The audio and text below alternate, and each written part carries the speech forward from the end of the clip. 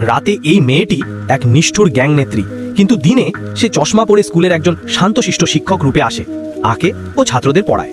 তবে যখন সে স্কুলে কাজে যোগ দিতে আসে, প্রিন্সিপাল তাকে ভালো করে ভেবে দেখতে বলেন, কারণ তাকে স্কুলে সবচেয়ে ঝামেলাপূর্ণ ক্লাসটি পড়াতে হবে। এই ক্লাসের ছাত্ররা সাধারণ কেউ নয়, তারা সামরিক পরিবারের বা ধনী বংশের উত্তরসূরি নয়, বরং বিশ্বের রাজাদের বংশধর। এতটাই বেপরোয়া যে শিক্ষকই এদের ক্লাস নেন 3 দিনের বেশি টিকে থাকতে পারেন না।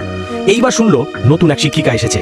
ছাত্ররা মজা দেখার জন্য ক্লাসের দরজায় কারেন্ট সেন্সার সিস্টেম বসিয়ে রাখলো, কিন্তু পরের মুহূর্তে তারা রেগে আগুন, কারণ আগে কখনো কেউ তাদের এমন ভাবে চ্যালেঞ্জ করেনি। সবাই একসাথে টেনিস বল ছুড়ে মারলো। অপ্রত্যাশিতভাবে মেয়েটি টেবিলের উপর থেকে বই তুলে নিল, কয়েকবার দোল দিল আর সব বল উল্টে ফিরিয়ে দিল তাদের দিকেই। এরপর সে শান্তভাবে কলম খুলল। এখন আমাদের পালা, বলল সে। কলমটা আকাশে ছুড়ে দিল আর তার নিব নিখুঁতভাবে প্রত্যেক ছাত্রের কপালে গিয়ে লাগলো। এবার ছাত্ররা অবশেষে ছোট সাদা পতাকা তুলল আত্মসমর্পণের ইঙ্গিতে, কিন্তু তবুও তারা মানতে রাজি নয়, ক্লাসে মন দিচ্ছে না। এই এফ জি এসব কি? মনে হয় দেবতাদের ভাষা, তারা চিৎকার করে বলল। ওয়েন ম্যাম, আপনি কি একটু মানুষের ভাষা লিখতে পারেন না? মেয়েটি হাসলো। মানুষের ভাষা শুনতে চাও তাই তো? তারপর ব্ল্যাকবোর্ডে একটি বড় ত্রিভুজ আঁকলো।